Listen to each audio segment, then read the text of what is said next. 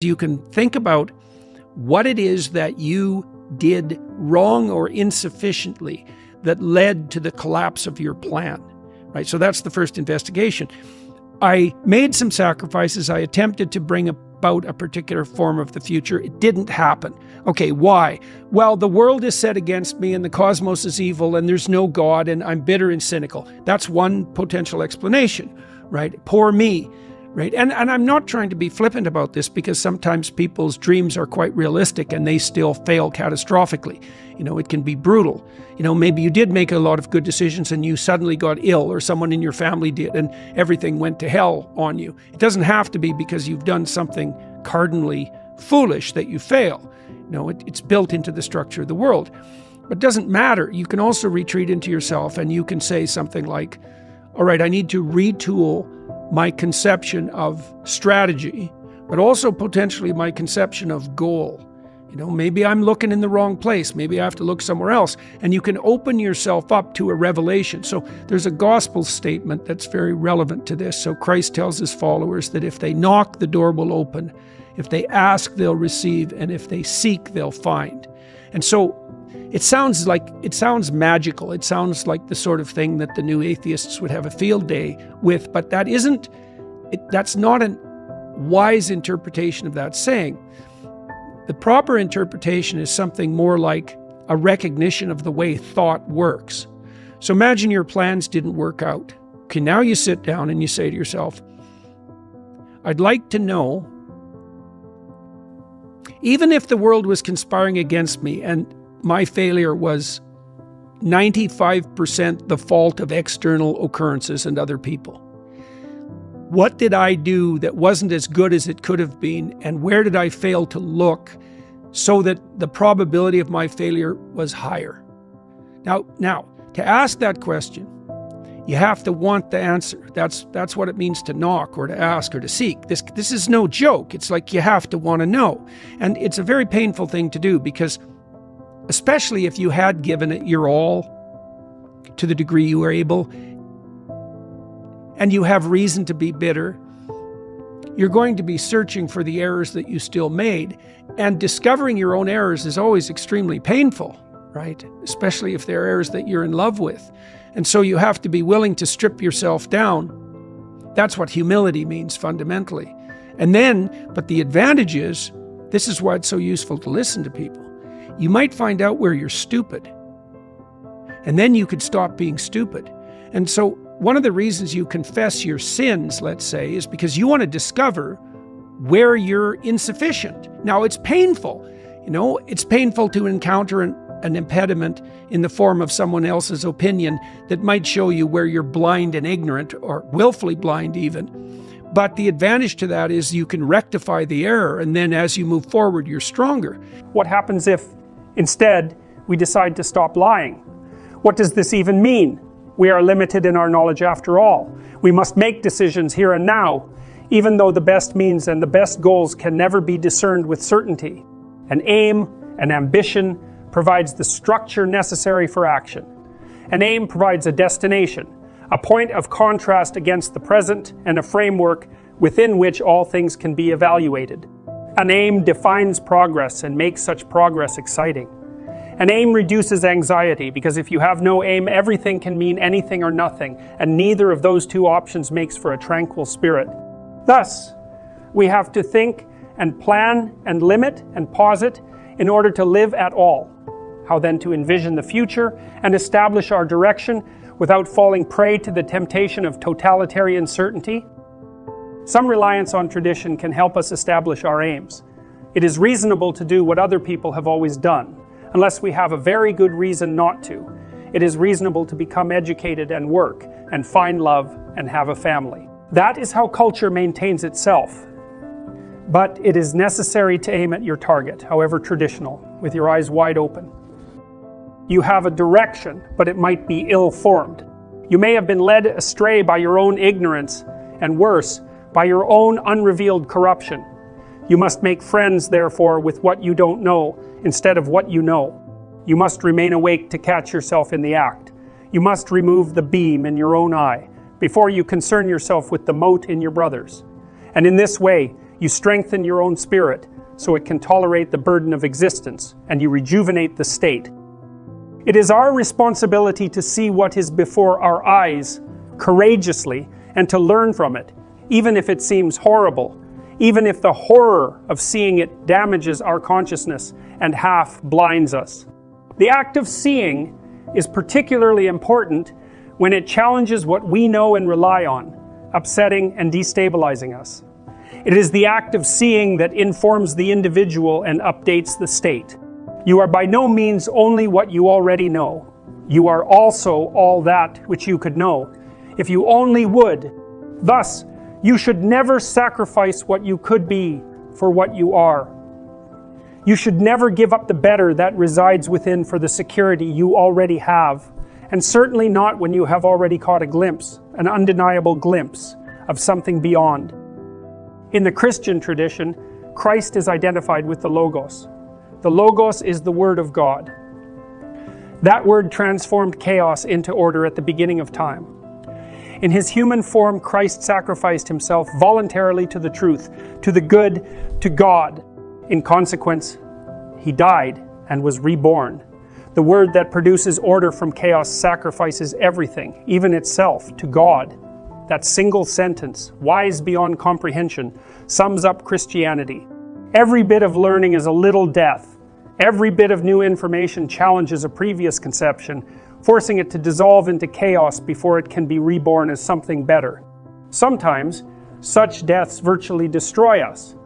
In such cases, we might never recover, or if we do, we change a lot. A good friend of mine discovered that his wife of decades was having an affair. He didn't see it coming. It plunged him into a deep depression. He descended into the underworld. He told me at one point, I always thought that people who were depressed should just shake it off. I didn't have any idea what I was talking about. Eventually, he returned from the depths. In many ways, he's a new man, and perhaps a wiser and better man. He lost 40 pounds. He ran a marathon. He traveled to Africa and climbed Mount Kilimanjaro. Set your ambitions, even if you are uncertain about what they should be. The better ambitions have to do with the development of character and ability, rather than status and power. Status, you can lose. You carry character with you wherever you go, and it allows you to prevail against adversity. Knowing this, tie a rope to a boulder. Pick up the great stone, heave it in front of you, and pull yourself towards it. Watch and observe while you move forward.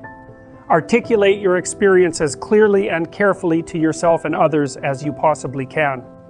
In this manner, you will learn to proceed more effectively and efficiently towards your goal.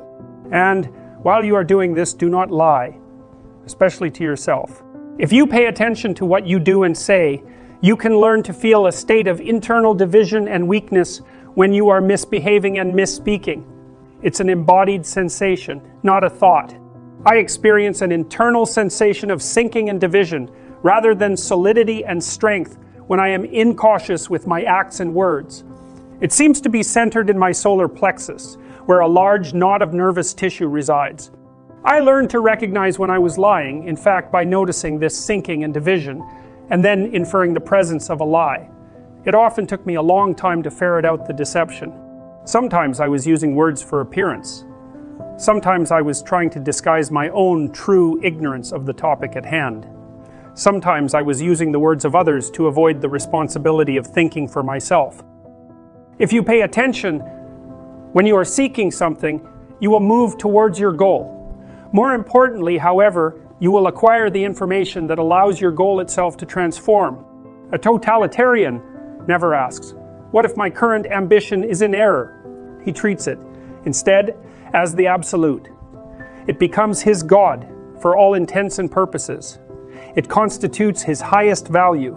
It regulates his emotions and motivational states, and determines his thoughts. All people serve their ambition. In that matter, there are no atheists. There are only people who know and don't know what God they serve. If you bend everything totally, blindly, and willfully towards the attainment of a goal, and only that goal, you will never be able to discover if another goal would serve you, and the world better. It is this that you sacrifice if you do not tell the truth. If, instead, you tell the truth, Your values transform as you progress. If you allow yourself to be informed by the reality manifesting itself as you struggle forward, your notions of what is important will change. You will reorient yourself, sometimes gradually and sometimes suddenly and radically. The ultimate ideal is also the ultimate judge, because the ultimate ideal is something against which you fall far short. And that might be so painful that you can barely stand it. But then what you do is you two things, I suppose, is you lower the ideal and you raise your estimation of your potential. And what do I mean by lower the ideal? Well, if you're comparing yourself to someone or even to a future self, and the gap is so painful that it paralyzes you, then you've created a dragon that you don't have the tools to master. And so what you have to do is you have to scale the dragon down to size. And you want to scale the dragon down to size until it's a size that you are willing to move toward, however small that is. Now, if you're here and your ideal is here and that gap is unbearable, then you reduce the gap and you reduce the gap. And you're going to have to do that anyways, because you're not going to move from where you are to perfect in one fell swoop, right? There's going to be incremental steps. So you have to fill in that hierarchy of progression with a high enough resolution representation so that you can start to move forward. And then you should be buttressed. There's another gospel comment that's very interesting. It's called the Matthew principle. And the Matthew principle is, to those who have everything, more will be given, and from those who have nothing, everything will be taken. Now, it's brutal because it implies that reality works like this. When you're moving up, you go like this, right? And that's pretty nice. That's a lot better than this. But when you're going down, you go like that, right? It's like downhill, cliff. Okay, so you want to avoid the downhill path. Well, if the uphill path is like this, which is like exponential, let's say, or geometric, then what that means is that it doesn't matter how big the first steps you take uphill are, even if they're trivial, even if they're shameful in their size, because you're so useless, that if you're disciplined in that, you'll speed up extraordinarily rapidly. And so that's the good news, you might say, is that you can take very small steps, even ones that might be shameful in their size, and you have to admit that to yourself. But once you get the ball rolling, it doesn't roll in a linear fashion, it rolls in a geometric fashion. And this is a really good thing to know, because it can take the sting out of the realization of your own stupidity. Imagine, you go to engineering school because that is what your parents desire. But it is not what you want. Working at cross purposes to your own wishes, you will find yourself unmotivated and failing. You will struggle to concentrate and discipline yourself, but it will not work. Your soul will reject the tyranny of your will. How else could that be said? Why are you complying? You may not want to disappoint your parents, although if you fail, you will do exactly that. You may lack the courage for the conflict necessary to free yourself. You may not want to sacrifice your childish belief in parental omniscience, wishing devoutly to continue believing that there is someone who knows you better than you know yourself, and who also knows all about the world. You want to be shielded in this manner from the stark existential aloneness of individual being and its attendant responsibility. This is all very common and understandable, but you suffer because you are truly not meant to be an engineer. One day you have had enough. You drop out. You disappoint your parents. You learn to live with that. You consult only yourself, even though that means you must rely on your own decisions. You take a philosophy degree. You accept the burden of your own mistakes. You become your own person. By rejecting your father's vision, you develop your own. And then, as your parents age, you've become adult enough to be there for them when they come to need you. They win, too. But both victories had to be purchased at the cost of the conflict engendered by your truth. As Matthew 10:34 has it, citing Christ, emphasizing the role of the spoken truth, "Think not that I have come to send peace on earth. I came not to send peace, but a sword."